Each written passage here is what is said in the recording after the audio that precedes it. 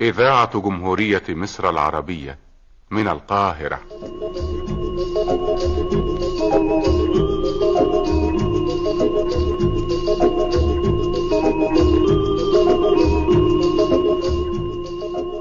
قطرات الندى. الحسناء.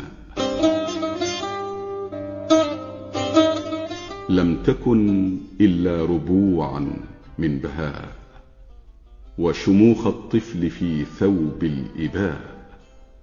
تلحظ النخوة في جدرانها، تمنح الصبر بكف من عطاء.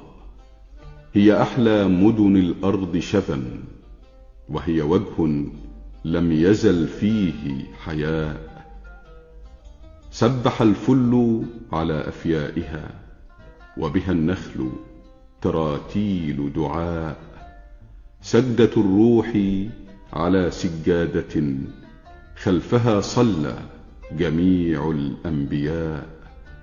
ركعة في الدير فيها مريم، أطلقت ترنيمها عذب الغناء.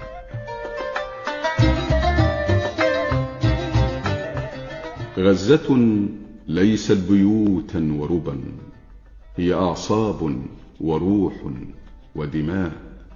لم تزل غزة رغم النار، لم تفقد الحسن ولم تقطع رجاء.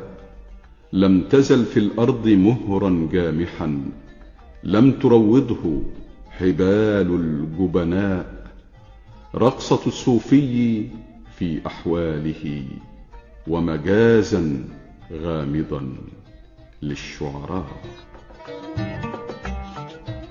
بابها المنقوش من حبر المنى، فاتح أحضانه للغرباء. يا سمين الأرض يزهو باسقا، مانحا زعتره في كوب ماء. وقلوب خلفها البأس مشى، ليصد الغدر ثوري النداء. غزة ما زال فيها نفس، تحت أنقاض تعافت للشفاء. لم تكن ترضى بذل، حرة دمها للصبح مهر ودواء.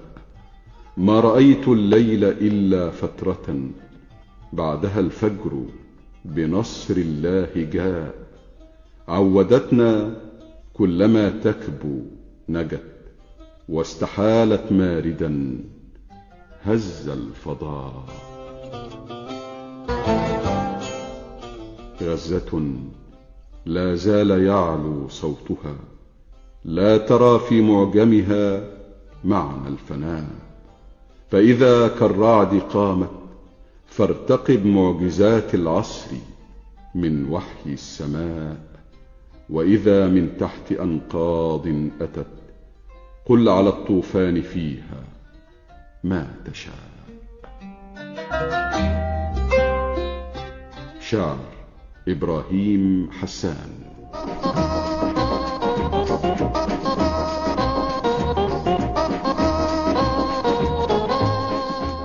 نلتقي غدا مع قطرة جديدة من قطرات الندى.